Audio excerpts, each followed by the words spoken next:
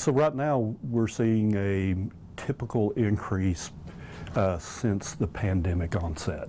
The numbers are far reduced than pre-pandemic numbers, but the well of people who are now getting out, resuming their lives, has started to really normalize, and in some communities has even hit high gear. Tyler's growing, and we have lots of people, and new schools and things are happening across the region where people come into contact more often, and we've not really kept up with the flu vaccine numbers. So you see a lot of promotion, and this is for a preventive measure. We're trying to mitigate the effects of the disease. So our assessment right now is we expect to have a similar flu year, but we'll also be accompanied by a lot of other respiratory diseases like RSV or pneumonia. Okay. Can you talk to me about some of the places or like populations, demographics, where the flu is most commonly seen? So flu is kind of common throughout the community. The effects of flu particularly hit the senior community, those with comorbidities, and the very young. And that sounds a whole lot like all the other respiratory diseases. So there's a lot you can do. In this case, you have a vaccine option, but everybody still can stay home when they're sick, wash their hands, cover their cough, just the same general precautions is our recommendations. Okay.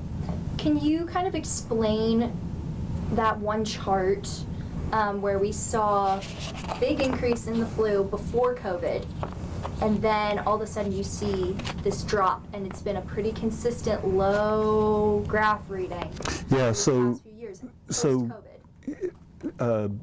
Last year was our almost return to normal pre-pandemic numbers, but that high number indicates people who are not taking precautions, the people in your community who stayed at home because they may have been vulnerable and needed to wait on vaccine before they could get out and resume the somewhat normal lives. So we've seen a depressed number in flu cases each year since the pandemic, and we kind of expect that to continue this year also. But as we ramp up normalization of our lives, we really expect to see that number have that incredibly sharp peak just after the new year. Okay. Let's take a look at this map right here. So this is the statewide flu activity map. It's on the back of this graph. Oh, yeah, yep. So, looking at East Texas, there are a lot of gray spaces, which indicates that there's no information or no reporters. Can you explain why that is, or what that means? Well, in the region, it looks like there's 31 counties that has no reporting data. Each county is going to be different, but it can range from no one's sick, no one visited a provider who did a flu test and then reported it, or all those tests were negative and there was no data to report. Okay. And that includes all strains, and it looks like all types of testing. So Haemophilus flu that you might test for in the hospital, we've not received any reports of those. The rapid test, only in these 4 counties that are shaded, you'll see a rapid test that was reported. And we don't even know what the number was. So it could have been 1, could have been 50. Yeah, because this says the majority of influenza cases are not reportable by law in Texas. Right. So can you kind of in layman's terms describe what that means? So the Haemophilus flu, which gets into your bones, is a very serious hospitalization, is reportable. The other strains of flu that we normally have are not reportable unless it's a novel flu like we experienced back with H1N1, and it was a whole new strain of flu that no one had any resistance to. Luckily, it was not as severe as it could have been, but that became reportable after it was determined that it was an entirely new type of flu. Okay, I see what you're saying. Let's see.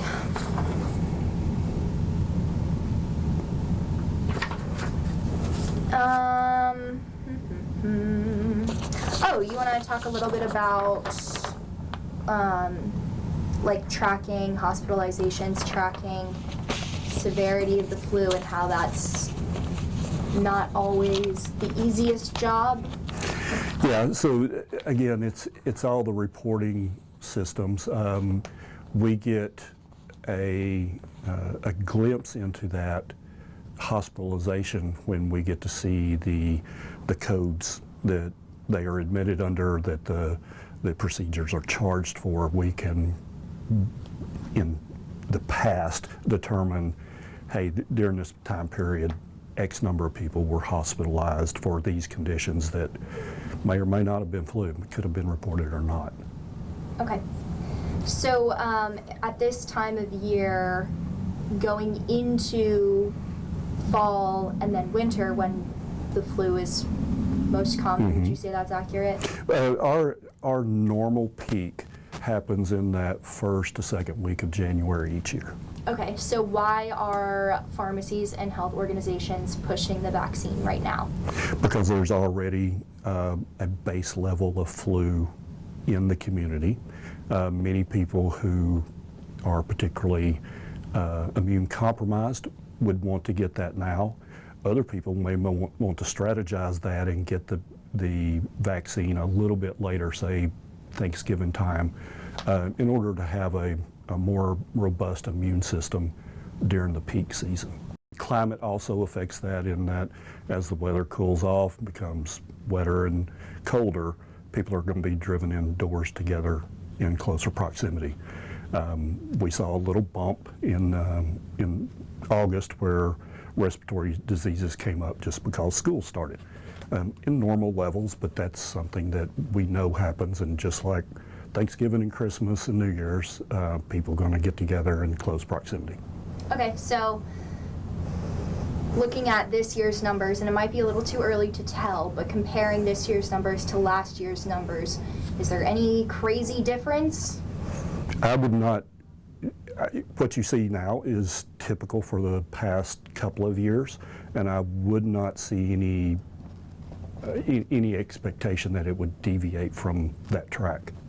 Public health literacy is so low, and I'm not talking about just the armchair epidemiologists. I'm talking about just the public in general don't understand reporting processes or data that's available to us, and how we interpret that, because these are late breaking news.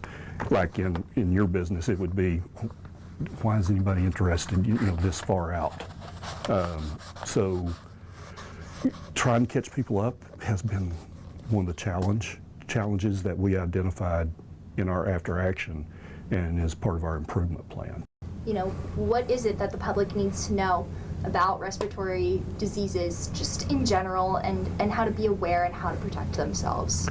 Well, they fit into a class of available mitigation measures across the spectrum, whether it's pneumonia or flu or whooping cough or RSV.